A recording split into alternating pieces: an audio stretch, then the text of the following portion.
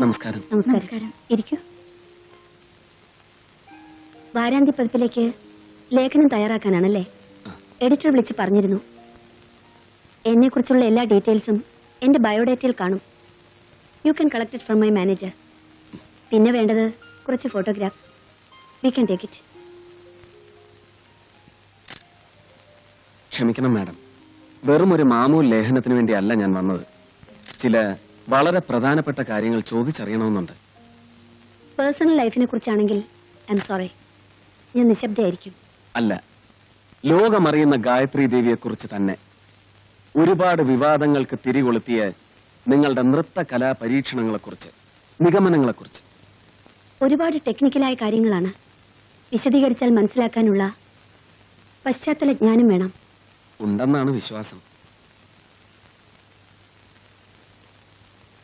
Interview ചെയ്യാൻ വന്ന ആളെ തിരിച്ച് ഇന്റർവ്യൂ ചെയ്യുന്നത് വിചിത്രമായി തോന്നാം.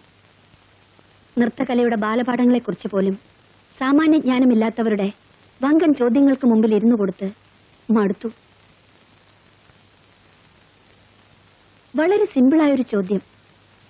നൃത്തം, നൃത്യം, നാട്യം, ഇവ തമ്മിലുള്ള വ്യത്യാസം എന്താണ്? ഉത്തരവും വളരെ സിമ്പിളാണ്. താളനിബദ്ധമായ അംഗചലനം നൃത്തം. നൃത്തവും പദവും ചേർന്ന അഭിനയം നൃത്യം. ഒരു പൂർണ്ണ കഥയുടെ ആവിഷ്കാരമാകുന്ന നൃത്യം നാട്യം. സമ്മതിച്ചിരിക്കുന്നു. ഇനി മിസ്റ്റർ അനന്ത് ചോദിക്കുന്ന ഏത് ചോദ്യത്തിനും എനിക്കറിയാവുന്ന ഉത്തരം പറയാൻ സന്തോഷമേ ഉള്ളൂ.